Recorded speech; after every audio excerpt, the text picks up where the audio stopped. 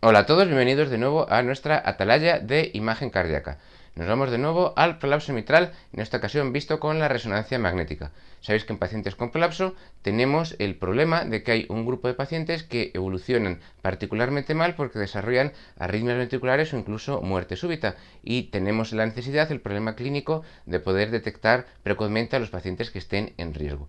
Este trabajo lo que trata es de valorar si el estudio de fibrosis miocárdica del realce tardío de la reso nos aporta algo en la valoración de los pacientes con prolapso valvular mitral. Fijaos, son 400 pacientes, una serie bastante larga, con prolapso mitral, con diferentes grados de severidad de la insuficiencia mitral asociada, desde leve hasta severa, en los que hacemos estudio de resonancia magnética completa, en el cual incluimos estudio de anatomía y función ventricular y estudio completo de realce tardío de gadolinio. Lo que buscamos es fibrosis, y lo que vamos a hacer es correlacionar la fibrosis con otros parámetros de anatomía y función ventricular, y vamos a ver si la presencia o no de fibrosis se correlaciona con el pronóstico a largo plazo de estos pacientes, que lo que hacen los autores es analizar un evento combinado compuesto por muerte de causa cardíaca, insuficiencia cardíaca, fibrilación auricular, episodio de embolia o arritmia ventricular grave.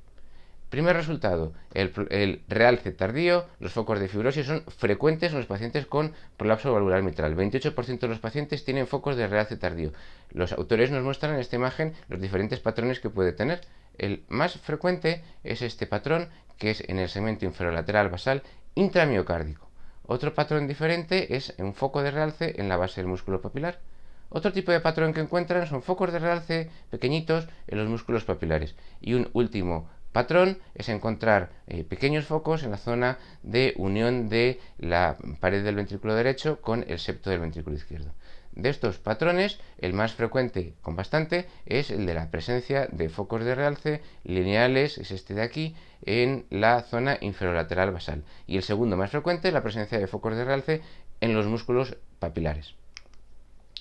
En un paciente que falleció de muerte súbita, hicieron un estudio de la autopsia y encontraron que este paciente efectivamente tenía fibrosis demostrada por histología, es decir, los miocitos habían sido sustituidos, reemplazados por tejido fibroso, es decir, tenía lesión en el miocardio.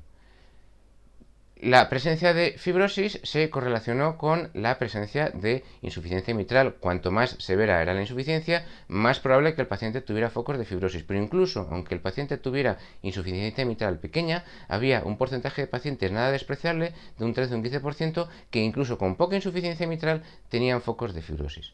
Y otra cosa importante fue cuando comprobaron cómo se comportaba el resto de parámetros del ventrículo. Entonces nos muestran este tipo de gráficas que nos dicen con líneas rojas son los pacientes que tienen realce, con líneas azules los que no tienen realce. Para cada grado de insuficiencia mitral leve, moderada o severa, tener realce de gadolinio, los pacientes con insuficiencia mitral por leve, por ejemplo, si tienen realce tienen más tamaño ventricular que si no lo tienen. Con insuficiencia moderada tienen más tamaño ventricular que si no la tienen. Y esto funciona para el tamaño del ventrículo izquierdo, para la masa del ventrículo izquierdo, para el tamaño de la aurícula izquierda y para el tamaño del ventrículo derecho, es decir, para cada grado de insuficiencia valvular, los pacientes que tienen focos de fibrosis tienen mayor dilatación de las cavidades, es decir, que la fibrosis se asocia con un mayor grado de remodelado ventricular. Los pacientes con fibrosis también tienen mayor carga de arritmias. Les pusieron un Holter 24 horas, pacientes con fibrosis, mucha mayor carga de arritmias, tanto si buscamos extrasistolia de alta densidad como si buscamos arritmias complejas, independientemente del grado de insuficiencia. Incluso los pacientes con insuficiencia mitral leve tienen más arritmias y tienen más arritmias ventriculares complejas. Y en la evolución a largo plazo, los pacientes que tienen fibrosis son pacientes que tienen una carga significativamente mayor de eventos que los pacientes que no tienen fibrosis. De tal manera, el trabajo se resume de manera sencilla, y es que en pacientes con prolapso valvular mitral es frecuente encontrar fibrosis miocárdica de sustitución o de reemplazo. La fibrosis se asocia con un mayor grado de insuficiencia mitral y con un remodelado ventricular más avanzado que lo que correspondería a la lesión valvular. La fibrosis también se asocia con la presencia de arritmias ventriculares y con eventos cardiovasculares graves. Y por tanto, los autores dicen que los datos de este estudio sugieren que el prolapso valvular mitral no es solo una lesión de la válvula, sino que asocia miocardiopatía, porque la válvula enferma produce un exceso de tracción sobre los papilares y sobre la pared ventricular, que a la larga acaba haciendo daño en el músculo.